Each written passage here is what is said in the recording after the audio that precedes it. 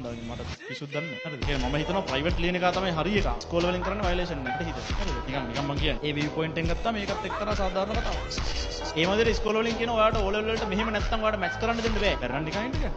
ඔයා මැච් කරන්න ප්‍රයිවට්. ඔයාගේ ජීවිතේ තව එහෙම පිටින්ම 4න් 3ක් ඉතුරුයි. හරිද? අවුරුදු 20යි කියමුකෝ ඊට පස්සේ 18යි කියමු 80ක් ඉන්න හිතන් ඉන්න 72ක් ඉන්න හිතන් ඉන්න කියන්නේ තුරු 4න් පංගු 3 ඔයා ඉන්නේ ඉස්කෝලේ ටීචර්ට ඕනේ විදියටද?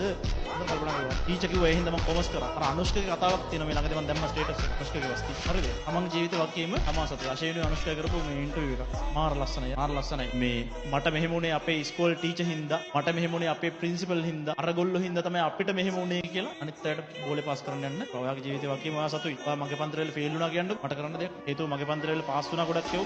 ඒ ගත්ත ගොඩක් කියවු. හරිද? මම ඒ අවුරුද්දේ ඒ සාමාර්ථ ලේඛනේ B සාමාර්ථ ලේඛනේ print කරනවා. සමහරවිට ඔයාත් එක්ක මම කතා කරන්නේ නැති වෙයි. ඔයා ෆේල් දෙනවා. මම ඉන්නේ ඔයා වෙන විදිහට. ඔයා තමයි මේ අවුරුද්දේ ගිහිල්ලා ඉවරලා මහන්සි වෙලා මගෙන් ගන්න දෙන සපෝට් එක අරගෙන ඊට පස්සේ ඔයාගේ ගෝල් එකට යන්න ඕනේ. මම එන්නේ ඔයාට ඔක් කියන්න. අර අම්මලා තාත්තා කියන්නේ. ඔයාට මේ වෙලාවේ A level කරන එක සම්බන්ධයෙන් අම්මලා තාත්තලා බලපෑම් කරනවා නම් අන්න ඒගොල්ලන්ට එක පුළුවන් නම් කන්වින්ස් කරලා ඔය කරුණ ටික පැහැදිලි කරලා කියන්න. හරිද? ඉස්කෝලේ ටීචර් කියනවා මැත්ස් කරන්න එපා මේ පුතා ෆේල් වෙයි. ඒක නිසා අපි ආර්ට් කරමු. අම්මා කියනවා ඒක තමයි පුතේ ටීචර් කියන එකේ අපි ආර්ට් කරමු. එහෙම එපා. අම්මලා තාත්තලා නමනවා ඔයාලගේ පැත්ත. හරිම කැතයි. මම නම් කවදාවත් වෙන මිනිස්සෙක් ජීවිතේ මම ගෝඩ් නෙමෙයි. හරිද? මම ගෝඩ් නෙමෙයිනේ. මම වෙන මිනිස්සෙක් ජීවිතේ මට ඕන විදිහට ලියන්න try කරන්නේ නැහැ. කිසිම වෙලාවක. මංගා වැඩ කරන කොල්ලෙක්ටවත් මං කියන්නේ නැහැ උඹ මෙන්න මෙහෙම කරපන් මට ඕනේ හින්දා කියලා. හරිද? එහෙමවත් මං කියන්නේ ඒත් මං උගෙන් අහනවා මල්ලි හෙට මුකුත් ඔයාලට වැඩක් නැහැ නේද? අවුලක් නැහැ නේද? හෙට මෙහෙම වැඩක් තියෙනවා කරලා දෙන්න පුළුවන්. මං ඒත් හිතනවා උගේ මොකක් කර වැඩකට කෙලවෙයි.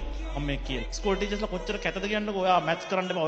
ඔයා මූණ බලලා කියනවා. ඔයා නම් කොමර්ස් මූණක් තියෙනවා. කොමර්ස් කරා. එහෙම කොහොමද කියන්නේ? හරිද? එහෙම කොහොමද කියන්නේ? අපි කොහොමද අනිත් මිනිස්සුන්ගේ ජීවිත තීරණය කරන්නේ? කොන් වෙන්න එපා හරිද? ඉස්කෝලෙන් වෙලා නැහැ නේ ඔයාට කොන්ද කෙලින් තියාගෙන ඉන්න විදිහ, තීරුවෙන් හිට ගන්න විදිහ දන්නවා ඔයා. පහසුවෙන් හිට ගන්න විදිහක් දන්නවා. කොන්ද කෙලින් තියාගෙන ඉන්න විදිහ දන්නේ. ඒක උගන්වන්නේ නැහැ ඉස්කෝලේ. හරිද? ඔයා නිකන් හිතන්න මම අර විවරණ කරද්දි කිව්වේ මොකද්ද? සිංහල විවරණ තියෙනවා.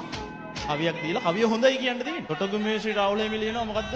තලලිහිණියෙක්ද කවුද? එක තැනක ගියාම මොකද්ද පණිවිඩය අරන් යනවලු. යනකොට අඹ වණයක් කියනවා වෙනවලු, ගෑනු නානෝ වෙනවලු. දැන් අපි ලිව්වොත් ආමුදුරන්ට වැඩක් නැහැ නේ ගෑනු නානේ වගේ ලෙවල්ලා අපිට ලකුණු හම්බෙයිද? මම නිකන් කියන්නේ. හරිද? අපිට ලකුණු හම්බෙන්නේ නැහැ. සිස්ටම් එක හදලා තියෙන්නේ කවිය හොඳයි කියන්නේ. ඔයාලට ඉස්කෝලේ සිංහල සර් උගන්වන්නේ මොකද්ද? සුපිරි කවියක් පුතා. මේ අපිට මේ රචකයාගේ මේකෙන් පෙනී යන්නේ ඌට මෙන්න මෙහෙම බවයි. කවදාවත් තියෙන සිස්ටම් එක විවේචනය කරන්න ඔයාලට ඉස්කෝලේ ගන්නලා නැහැ. ඔය විදිහට පොඩි එකාගේ ඔළුව ෆීඩ් කරපුවාම නිතර ඔය වගේ දේවල් වලින් ඌ ඊට පස්සේ A level ප්‍රයිවට් කරන්නවත් නැහැ. ඌ බයයි. ඇයි A level ප්‍රයිවට් කරේ නැත්te කියලා අහපුවම ඌට පස්සේ තමයි කල්පනා වෙන්නේ අවුරුදු 25ක් 30ක් වුණාම අපරාධ A level කර කර හිටියා අවුරුදු ගාණක් අනිත් උන් කියනේම අහලා. එතකොට අර වගේ කතා කියන්න හිතනවා මොකද්ද?